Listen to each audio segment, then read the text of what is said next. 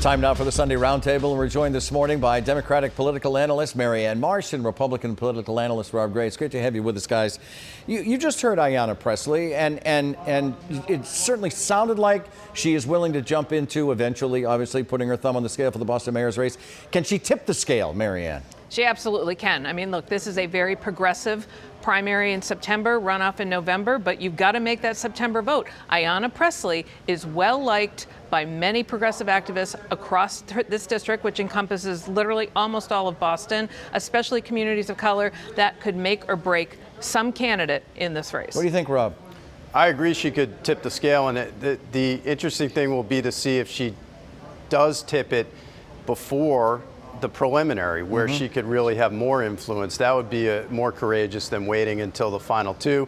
Selfishly, I wish she'd go out and campaign for Democrats nationally because it'll help Republicans take back the House, but she'll probably focus here in Boston. One quick thing, I think she remembers who didn't endorse her and who did when she ran against Capuano, and I think she'll do it before the September primary.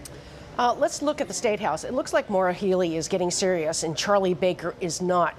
Healey is conducting extensive polls, gauging her strengths and his weaknesses. He's barely raising any money, and his longtime right-hand woman, Lizzie Guyton, is leaving after 6 years. How do you read the political tea leaves here, Rob? Well, I wouldn't make an assumption because Charlie Baker isn't raising money that he's not going to run. He could flip the switch and raise that money in a very short period of time. He spent just under $20 million in 2018, getting reelected widely. Half of that was from super PACs, which are, unlimited contributions. So he doesn't have to compete like the others. He can decide whenever he wants to run. But Healey certainly looks more serious. I'm not sure what it says about her organization that her poll got out there to the media, the contents of her poll, but she looks like she's certainly eyeing the governor's office. Marianne, is Rob right? Rob's right about the Charlie Baker part. I mean, he could turn this on any minute. He doesn't have to do it. But let's be real. If he were campaigning right now and raising money, we would all be criticizing him because we're still in the pandemic. So he's smart not to do it. He's trying to have options and make the case that he handled this successfully. Maura Healey, like any good lawyer, is putting her case together. She's raising her profile, raising money. And that poll, I wouldn't say came out from them. I do want to clear one thing up. It was characterized by some as a push poll. It was not. It was a standard poll. You test your positives, you test your negatives, you test the opponent's positives and negatives. That's what that poll is all about. But she looks like she's getting ready to run. Marianne, you just touched on this. Governor Baker is airing new ads on television, and they are aimed at getting those still wary of getting the vaccine. So the question is, will this move the needle, no pun intended, and will his re-election or legacy ride on this? Marianne, let me start with you. Well, I mean, you made the point, Eddie. The fact is the Baker team is betting that if he runs for re-election and this is a referendum on Charlie Baker, it's a referendum on the pandemic, and that people will remember the end, not the roller coaster ride we've been on for our 15 months. So that's where they're pushing this. They want to get everyone vaccinated. They want to make sure they see Charlie Baker being the one to get the needles in the arms so they can set themselves up for another race if that's what they choose to do. Is this re-election or does his legacy ride on this, Rob? What you read? No, I don't think the next election is likely to be about the pandemic unless the crisis in the schools continues, which hopefully it won't in the fall. These ads help, but really the other stuff that they're doing is probably helping more, like the walk-in vaccinations. Hopefully they'll have employers require people to get vaccines as well. And as we've told you many times, the governor is not up this year, it's next year. So we're still a year away from that. Right. Well, this leads to our next question, Rob. Blue states are slower in reopening schools to full-time. Parental frustration, especially for those expected to return to work full-time, is growing. Is this going to hurt the Democratic Party nationwide?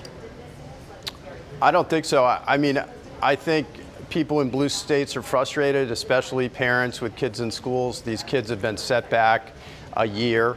It's really been a disaster. But I think people blame both parties, not just the Democratic Party for this. And I think both parties have to be careful. Return to normalcy is good for both parties and good for all incumbent elected politicians. Marianne, will this all be equalized in the end? I think this is partisan as much as this was about haves and have-nots. If you were a private school or from a wealthy district that had public schools like Wellesley, you had everything you needed to reopen, and they did. PPE, ventilation, outdoor space for classes, go down the list. They had it all. The vast majority of public schools had none of that, couldn't even open their windows. So I think that's what this came down to. And in the end, it's who tackled the problem at the end of this when they finally got the resources from the Biden team versus the abject, abject rejection and failure of the Trump administration. So these things are back in the news again. They seem to stay in the news. Liberals are accused of using masks as a political statement. Brookline, for example, won't allow folks to drop their masks outdoors for at least another 2 weeks. So what's the political longevity, Rob, of this issue? Man, the state should just mandate and make decisions here. The only reason that a lot of these communities got back to school is because of the state's admittedly belated mandate that they go back in person. Brookline has no clue about public health or guidance like the state has. Give me a break. Whatever the CDC in the state says should go, these localities freelancing is ridiculous. Salem and Chatham are in that bunch right now with Brookline, Marianne. Yeah, I mean, so Brookline's being a little more conservative, small c, than everybody else. They shouldn't be punished for that. And by the way, when you're shoving everything down on the cities and towns, you can't say, well, I'm going to shove this on you and you have to do this, but you're not going to do that. This is a matter of weeks, maybe month or two before that happens at most. But let's look at the reality here. 6.8 million people live in Massachusetts. 75% of them are 16 and older.